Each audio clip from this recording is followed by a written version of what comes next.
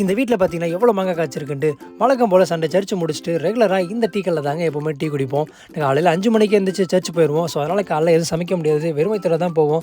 Search முடிச்சுட்டு 8 மணி 8:30 மணி போல் தாங்க இந்த டீ கடை பக்கம் வருவோம். இந்த டீ கடையில் ஒரு டீ பஜ்ஜி சாப்பிட்டுட்டு தான் அதுக்கப்புறம் வீட்டுக்கு போவோம். இந்த டீ கடைக்கு பின்னாடி பார்த்தீங்கன்னா ஒரு கன்ஸ்ட்ரக்ஷன் நடத்திட்டு இருந்தாங்க. ஸோ என்னென்ன எதாவது வீடு கட்டுறீங்களா அப்படின்னு டீ கடைக்காரங்களை கேட்டபோது இல்லைங்க, ஃபியூச்சரில் ரோடு எக்ஸ்டெண்ட் பண்ணுவாங்க, ஸோ டீ கடைக்கு பிரச்சனை வரும், அதனால் நாங்கள் டீ கடையை கொஞ்சம் உள்ளே எக்ஸ்டெண்ட் பண்ணி கட்டுறோம்னு சொல்லியிருந்தாங்க. பார்க்கவே செம்மையாக இருந்துச்சு. கிட்டத்தட்ட கிரவுண்ட்லேருந்து ஒரு 6 அடிக்கு மேலே கட்டியிருக்காங்க. ஏன்னு கேட்டதுக்கு சொன்னாங்க, இது மாதிரி தண்ணி நிறைய தேங்குவீங்க, ஸோ மழை பெய்யும் போது தண்ணி தேங்காமல் இருக்கிறதுக்காக தான் நாங்கள் இவ்வளோ ஹைட்டாக கட்டுறோம்னு சொன்னாங்க. அந்த வீட்டுக்கு பின்னாடி பார்த்தீங்கன்னா ஒரு வீட்டில் அவ்வளோ மாங்காங்க. அது பார்க்கும்போது ரொம்ப ஆச்சரியமாக இருந்துச்சு, இவ்வளோ மாங்காய் காய்ச்சிருக்கு. ஸோ இதை நம்ம சப்ஸ்கிரைபருக்கு கண்டிப்பாக காமிக்கணுன்றதுக்காக தான் இந்த வீடியோ எடுத்து போஸ்ட் பண்ணேன்.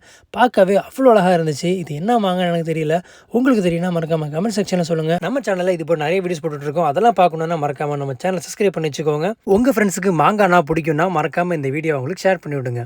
தேங்க்ஸ் ஃபார் வாட்சிங்.